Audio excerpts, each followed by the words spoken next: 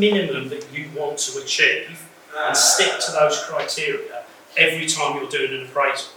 If the deal doesn't stack up in the way you want it to stack up, then don't buy it, or negotiate to a point where it does stack up that way.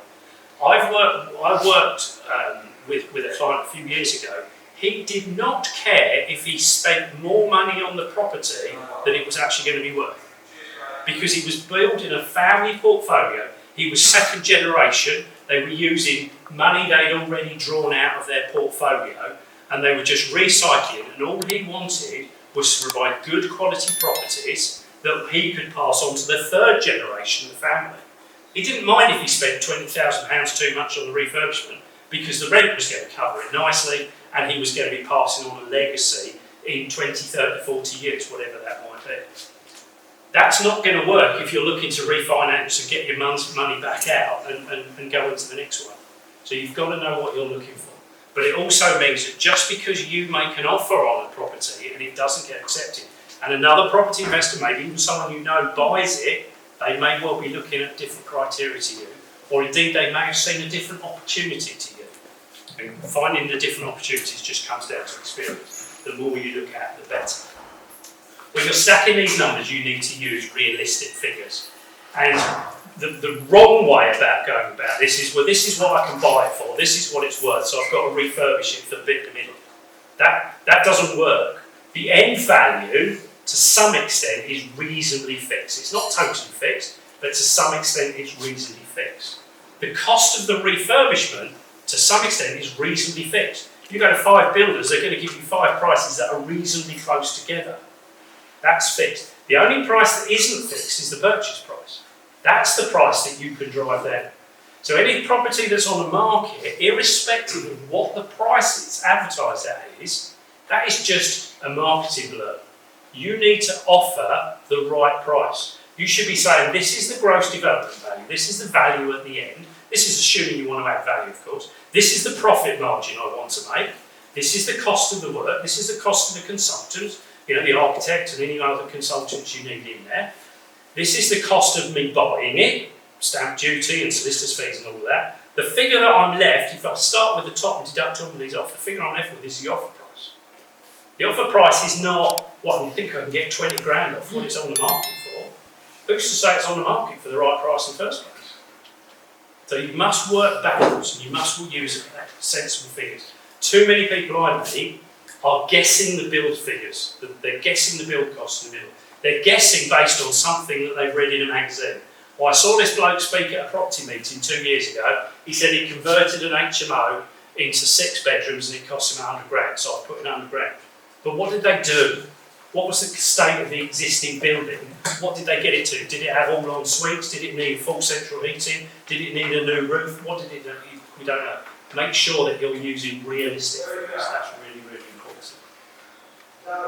And don't buy a property just because it needs refurbishing. Estate agents say it needs refurbishing, ideal for property investors, don't they? But it doesn't always mean that it's a really good deal to you. Go back to what I was saying earlier on about doing your due diligence.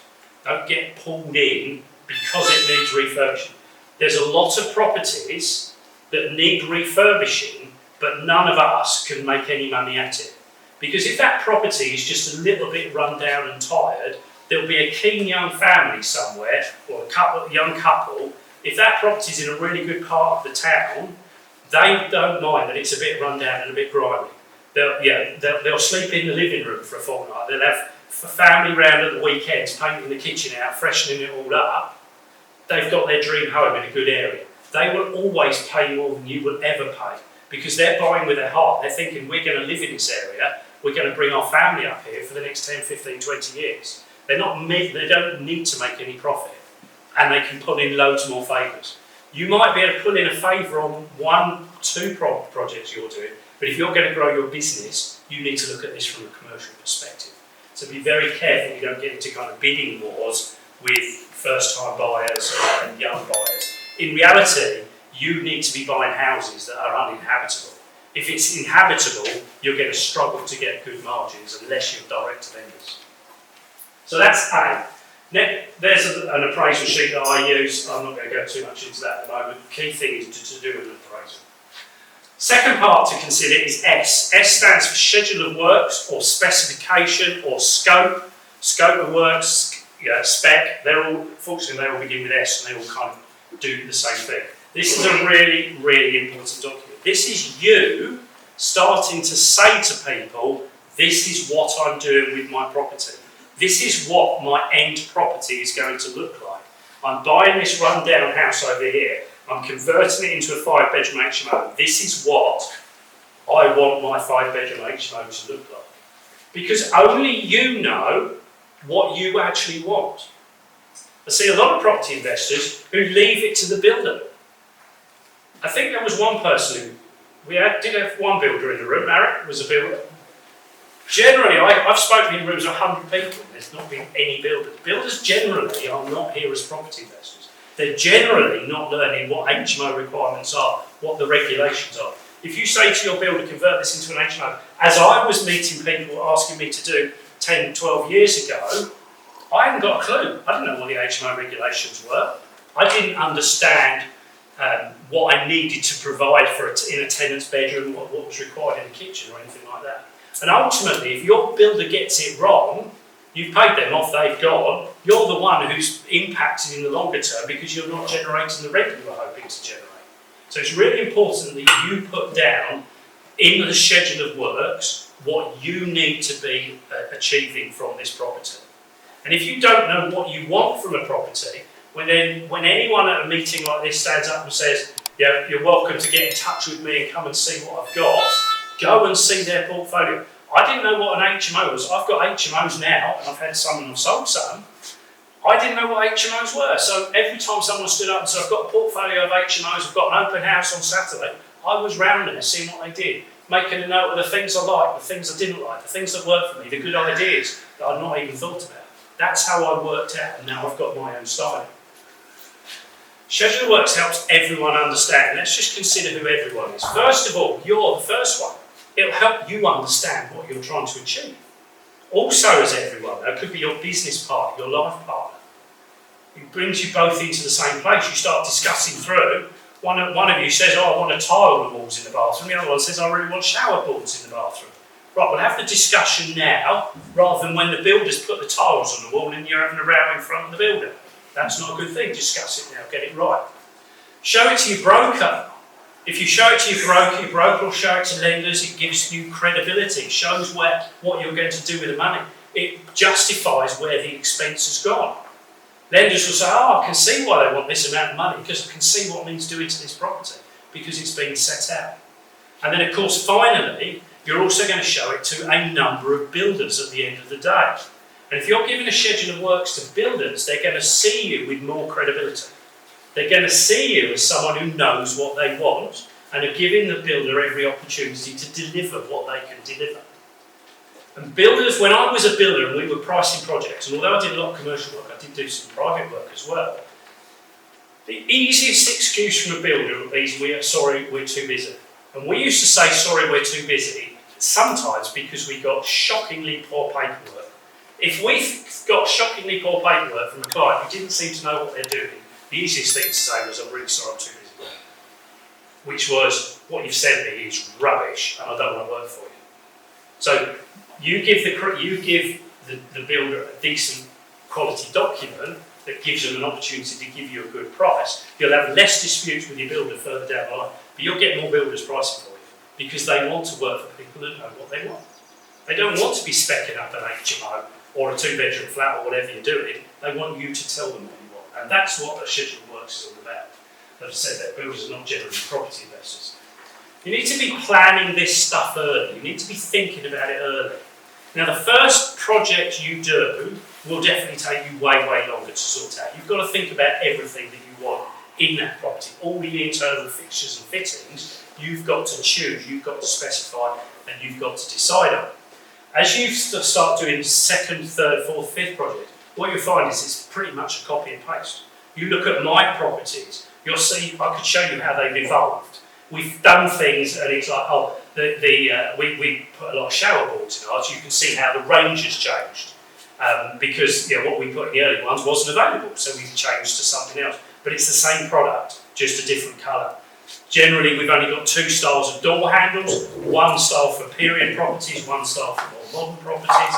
Generally, we've got 4 colours that we use as feature colours. We worked them out a long time ago. In fact, one of our early properties has got a colour that we didn't like at the end, so we don't use that now. But you've got to do the work early on these first ones. If you're buying a property, that's work to be doing whilst you're buying the property. It might feel really early, but you do want to be doing some research, because the sooner that you can start planning this, the better. The mistake I see a lot of people make, and you've all seen this, Friday afternoon, social media comes up, Facebook, there's the photo with the keys, got the keys for this property, the builder's starting on Monday. That is perfectly achievable. I've done that several times. Not sure I've ever done it in any of my properties, but I've certainly done it for clients where we've been able to get access to the property, we've been able to get architects around to do drawings, we've been able to show builders around, and we've been able to get prices and get builders lined up to go. A lot of the time that's not possible. I know time is money, and I know it feels great to take the keys on a Friday and get the builder in there on Monday, but if the builder is starting when you haven't got a schedule of works and you're not clear what you're doing, by Tuesday the builder's on the phone saying, right, I've ripped everything out, where do you want the new plumbing and electrics in the kitchen? You say, oh, I haven't even got a kitchen layout yet. I've got to do, where am I going to get that from? Who am I going to do? You're on the back foot immediately. And the builder's saying, well, who's going to pay me? I've got a gang of guys here, plumber's turned out tomorrow, and now we don't know where to put pipework, because you haven't specified it. My advice is slow down a little bit at the beginning. You will definitely save double that time at the back end, and you will definitely save loads and loads of aggro along the way. And if you can save loads of aggro along the way, you can go and spend that time going to find another deal and getting some continuity and growing your portfolio that much faster. Some of you might have seen my gold-plated toilet before. See, it's got non-standard plumbing. That's not what most people's toilets are like. By the way, I haven't got a gold-plated toilets in my properties. It's got non-standard plumbing. You tell the builder you want a gold-plated toilet, the plumber runs the pipes to the right place. If you don't, when you turn up the gold-plated toilet, the builder says to you, no, plumbing's in the wrong place. You didn't tell me that. I've got to get the plumber back now. He's going to want minimum a half day and some materials. That's £300. That's £300 legitimately to the plumber by the builder for doing some legitimate changes, but that's £300 off your bottom line. £300 is straight out of your wallet that could have been part of your profit because you were disorganised. So this is the reason we do a schedule of works. We specify what we want early so that we can ensure that builders are prepared for things. And if you want to put a gold-plated toilet in your HMOs or any of your properties, they are available, even about £1,600. They're on something like an 8-week delivery. So if you want a quick building, a builder to come in there and quickly turn something around and really speedy, you might need to buy that toilet yourself. You might need to buy the product, or you need to tell the builder in good time so they can go and buy the product in good time. Don't be delaying builders, because that's where their money goes, and builders want to know who's paying them. If you're buying the kitchen, and the builder says, oh, I need the kitchen for Monday, carpenter starts on Monday, I need it for Monday, don't get the kitchen delivered on Monday morning, because the chances of you being the first delivery on Monday are very slim. By 9 o'clock, the builder's on the phone saying, where's the kitchen? You promised me the kitchen. You can say, well, I've run the merchant, it's on the van, it's coming out. By 10 o'clock, the carpenter's thinking, I'm not going to earn any money today, but I do know that lady around the corner. She's got her kitchen, I could go around there and do her kitchen. 11 o'clock, your kitchen turns up, the builder says, the kitchen's here, but the kitchen fitter's gone. And the kitchen fitter's now doing a 5-day job. Your little delay has delayed that whole project by a week. That's not the builder's fault. And sadly, I meet a lot of people, a lot of clients come to me and they've got all sorts of problems with builders. And when I unpack it, it's like, yeah, it's kind of, I know why this has gone wrong. You didn't give the builder the opportunity to succeed. The builder's gone and got better work elsewhere where he's going to get paid. So that leads me into GB, which stands for good builder. There is no doubt you need good builders on these projects. I'm here to tell you there are not that many bad builders in this country.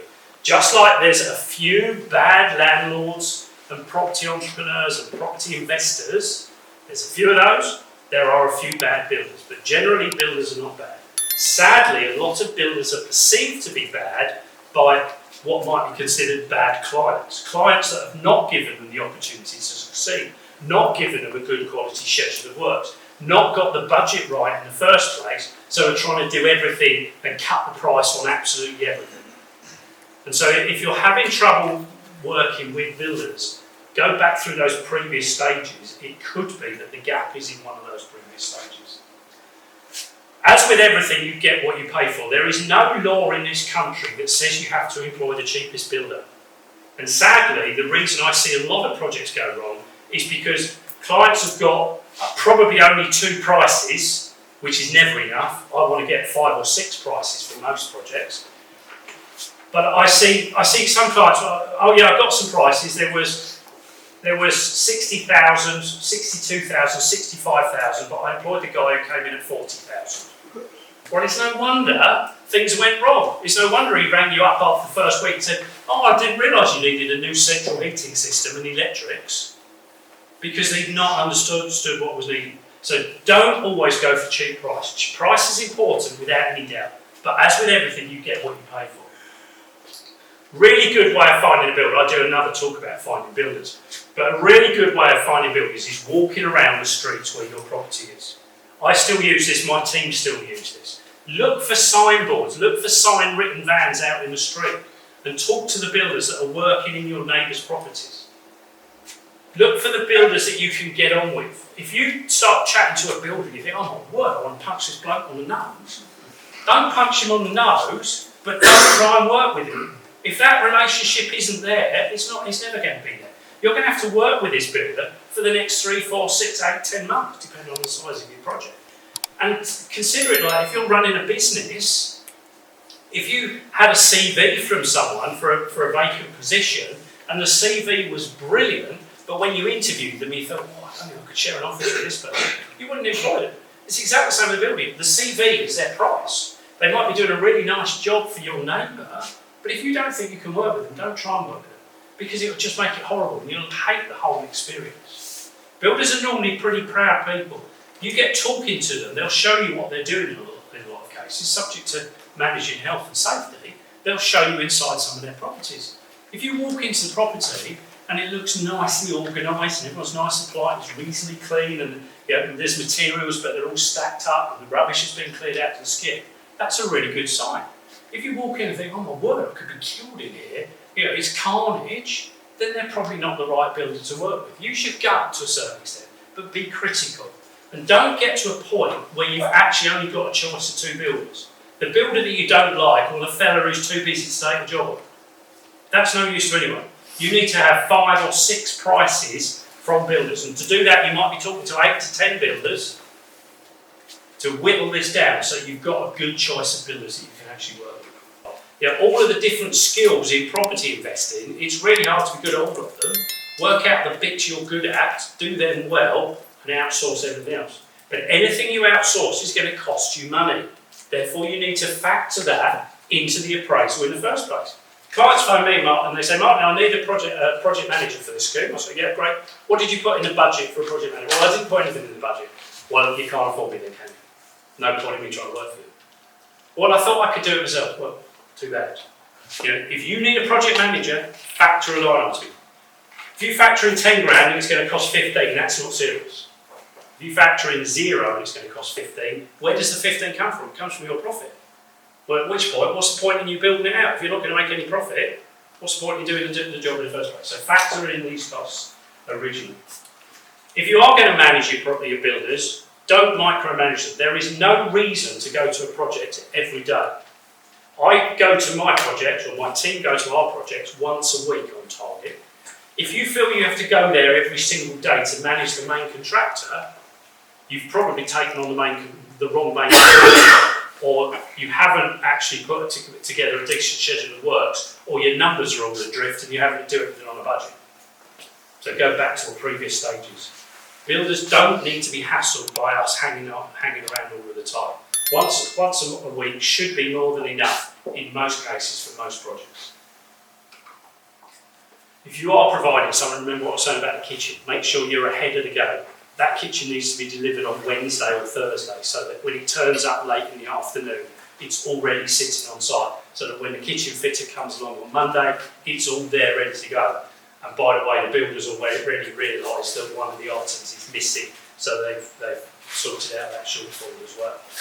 So all the things in good time, make sure you're ahead of your builders, because as soon as you start delaying builders, you're going to be on the back foot, and that's not where anyone wants to be.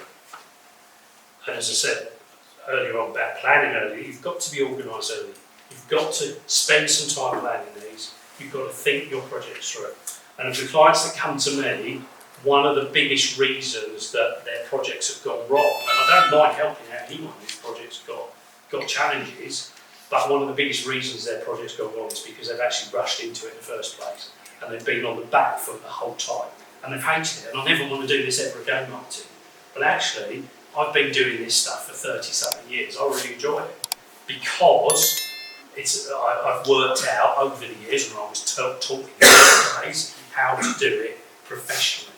And all of you are perfectly capable of running these projects for yourself. Certainly at the smaller end, house to HMO conversions, you are all more than capable of doing it, subject to having some knowledge, subject to having the right guidance, and subject to just following a process.